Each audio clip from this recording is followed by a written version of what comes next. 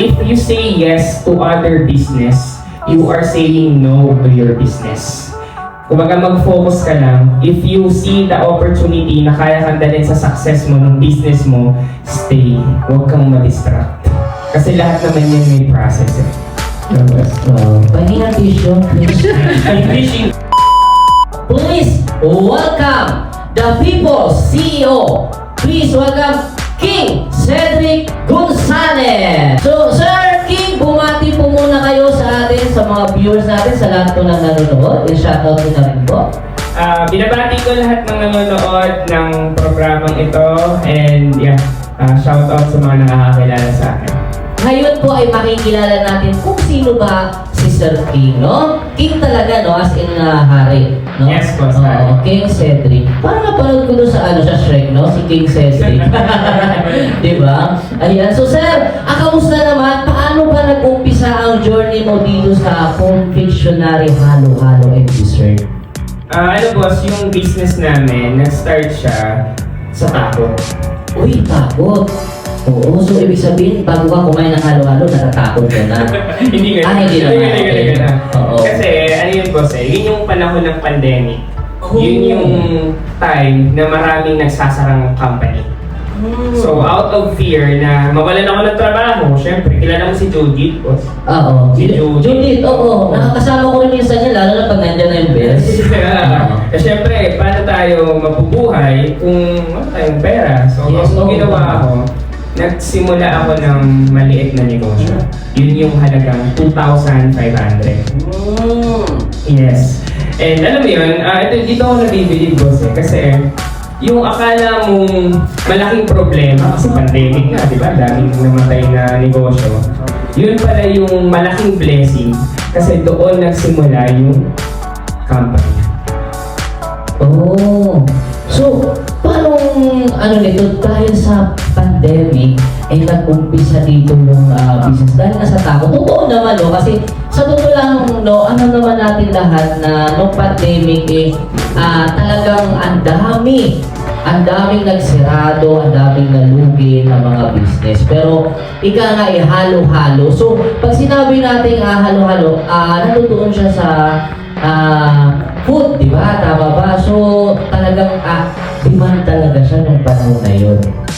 So, kamusta naman ang naging journey mo dito? Ano yung mga naging hadlang or daan para sa pag-uumpisa mo dito sa pag-business? Ayun, boss. Actually, katulad ng maraming negosyo, nagsimula tayo sa wala. Oh. As in, like, ikaw yung mamamalengke, ikaw yung mag-aayos ng product mo, ikaw mag-deliver, ikaw lahat. And alam mo yun, isa sa pinakamahirap siguro na napagdaanan namin is, di ba pag sinabing halo-halo, seasonal lang yan, di ba? Yes, okay. Karamihan, iniisip nila, like, summer lang yung mabenta. Pero alam mo ba, boss, na ang product na masarap, wala yung season. Parang ice cream, di ba? Oo. Buong taon yan, meron. Parang milk tea. Yes, milk tea. Oo, di ba? Yun siya. And alam mo, nung nagsisimula ako, nandun din yung takot. Pero dahil masarap yung product, yes po, masarap po yung confectionery halo-halo. Dahil masarap siya, nagtuloy-tuloy yung negosyo. Oh, doon pa nag-umpisa, no? So, pero tama yung sinabi ni Sir kanina, yung ang natin, no, walang season. Tama yun. Kaya minsan nagluluto din ako minsan, wala nang seasoning eh. Kasi yun din ang naisip ko eh. Minsan lang, pinakuluan lang, di ba? At least healthy. Tama yun eh. Eh dito naman sir, matanong ko lang sir, ito bang confectionery halo-halo ninyo? Ilan na yung meron kang branch nito or store? So ngayon boss, ano pa lang, 6 na branches pa lang. 6 na branch, no? And of course, sa 6 na branch na ito, ano yung mga more expect mo pa pagdating ng araw? Actually, ang target ko talaga is maging household name.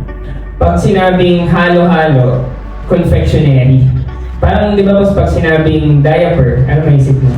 Pampers. Pampers. Pag sinabing toothpaste, Colgate. Pabili nga po ng Colgate, yung close up. Oo. Ang galing ni Sir Matthew, no? Sino namin ito? Tinawag na. Ayun. So, yun yung target namin kay confectionery. Ibig sabihin, boss, hindi namin tinitignan yung dami ng branch. Ang tinitignan namin is yung dami ng maaabot ng product namin. So, kaya nag-focus kami sa quality, sa sistema, sa leadership, and sa customer experience. Kasi di ba boss, dito special ka eh. So dapat kapag bumili ka sa shop namin, maramdaman mong Special. kapag hindi mo naramdaman, libre yung halo-halo. Ako, yung gusto ko yan. Totoo yun, boss. Matanong nga ako doon. Saan yun sa may branch? Ay, doon sa Alam mo yan, Batasan. boss. Oo. Alam mo yan. Sa Batasan. Ayan. At syempre doon sa may Litex, no? Pag matanong ko, pag hindi ako naging special, libre ang halo-halo. Yes. Actually, ngiti lang eh. Kapag nag-serve sila ng halo-halo, tapos hindi sila nakangiti, Oo. libre yung halo-halo. Ang Ay. gagawin mo lang, picture mo lang or video, send mo sa page namin. Ah. Tapos kami na bahala nun. Pagbalik mo, meron ka ng dito. Oo, halo-halo. Wow, gusto ko yan. Ganun yung pangako namin. Oo. Ano ang meron sa confectionery halo-halo na wala sa iba? Apakagandang tanong, boss. Well, kung magpo-focus tayo sa product, masarap talaga yung halo-halo namin. Bakit? Kasi ginagamitan namin siya ng all premium ingredients. Hindi kami gumagamit ng mga ingredients na like medyo low quality. For example, sago, kamote. No, we don't do that. Ang ginagamit namin dito is yung mga high-end like kaong, nata de coco, ubi halaya, langka, ice cream. So, sa product alone pa lang, special na special. Tapos, boss, yung baso nun, 22 ounce, ang laki-laki. Wow. Tapos, overloaded. Ah, So, parang normally, yung isang tao medyo hihirapan kang wala ba tayong picture dyan. Oo. Pero like, sobrang special. Yung parang product pa lang special na. Pero boss, ito yung maganda sa company namin. Kasi hindi lang kami nagbebenta ng product. Ang binibenta namin is experience. Uy, maganda yan. Yes. Kasi naniniwala kami na people have value kahit wala pa silang nararating sa buhay or nasa process pa lang. And you know, people here, hindi mo naman alam kung ano yung pinagdadaanan ng mga tao. Diba? Halimbawa, boss, broken hearted ka. Oo. Tapos nalungkot ka. Tapos gusto mong maramdaman na special ka. Uy. Pumunta ka sa confectionery halo-halo. Ipaparamdam namin sa'yo kung gaano ka kaalaga. Grabe naman, nanginig yung balahibo ko doon. Ano mo yung tipong nag-promote ka lang, dinaan mo pa sa usapan, no? Nabagal. Magkano naman ang presyo ng bawat isa nito? Yes, boss. Yun pa, isa sa pinaka-asset namin. Kasi yung mga high-end na halo-halo, normally ang price range niya nasa 200 pesos pataas. Pero sa amin, you can buy our product as low as 99 pesos. Wow, napakamura naman. Ang laki-laki nun, tapos overload, tapos special ka pa, Ay, boss. grabe. Ano pa? May sukli ka bang May sukli ka bang piso pang tipas? Oo. Tapos ibibigay mong tip. Oo, diba? Napakaganda ng ano na yun, no? Tanong ko lang, sir, bago ka maging isang businessman or isang negosyante, sino at ano ka dati? Bicolano ako, boss. Orago? Oragon. Oo, Hindi na Oragon. Orago. Ganon. Oragon. Masarap yung Bicol Express dyan, tsaka yung yung laing. Yes. Maanghang. Yes. So, katulad ng iba, normal na tao lang din ako. Hindi ako galing sa mayaman na pamilya. And naranasan ko yung mga pinakamahirap na trabaho, construction worker, factory worker, tindera sa palengke, barker ng jeep. Yes, naranasan ko yung gano'n. Alam mo yun, yung naturuan ng ibang philosophy. For example, mag-aral ka ng mabuti para makatapos ka, tapos makaharap ka ng magandang trabaho. Trabaho. Ang nangyari sa akin, hindi ako nakagraduate. Oo. So wala na akong chance. Na yung mama sabi ko, hindi na ako nakagraduate. Oo. Tapos doon, boss, doon ako nag-isip ng paraan. Sabi ko, paano ba ako yayaman? Hindi ako graduate. Ang ginawa ko, nagnegosyo. Hindi siya nakagraduate dahil nga sa nangyari sa kanya sa buhay. No? Pero ito yung katulad ng sinasabi ni Diwata. No? Nung tinanong minsan si Diwata kung diploma o diskarte. Diba? Ito yung pumapasok na alam naman natin Hindi naman natin sinasabi na kailangan talaga is dumiskarte, huwag nang mag-aral. Pero sinasabi natin dito na minsan talaga dumarating sa time o sa buhay natin na hindi minsan na pupuntahan o na nakakarating sa diploma. May nagtanong sa akin yan dati, diploma o diskarte. Sabi ko, it's actually a no-brainer question. Dapat diploma. Kasi ang nangyari sa akin, wala lang akong choice kasi nga wala akong pambayad sa school. Pero kung kayo, may choice kayo, piliin niyo pa rin yung diploma.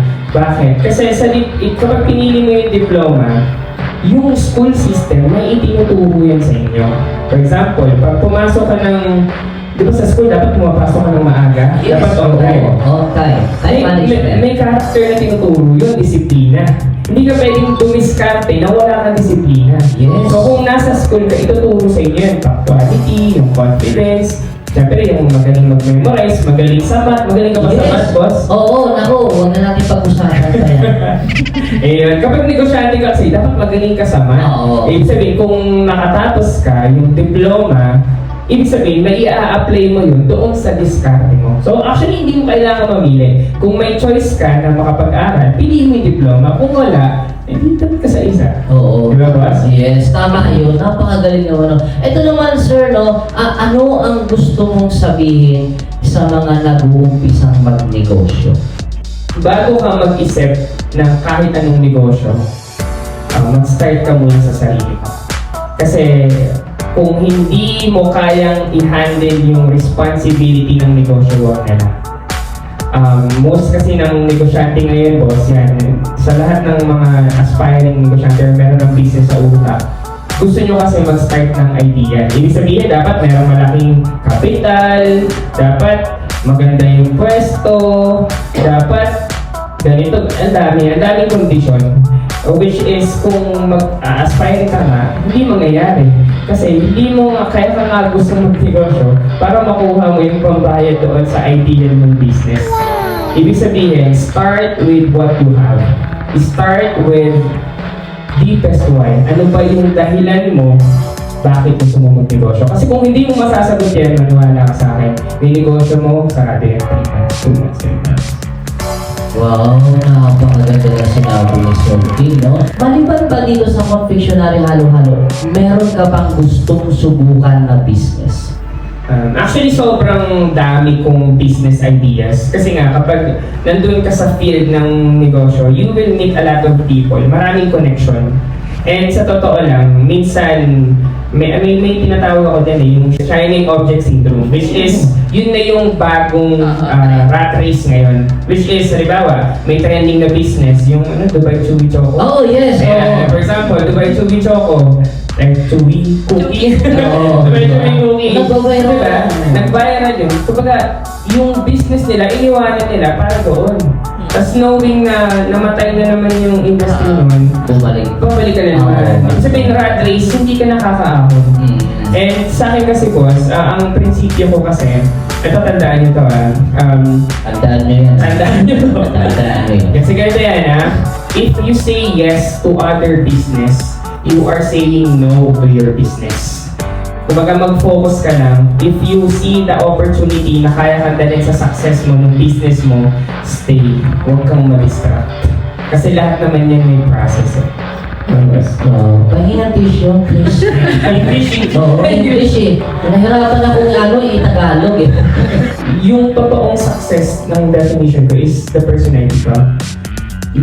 You have time freedom. Kumbaga may oras ka sa mga bagay na gusto mo. Yeah. May oras ka sa pamilya mo.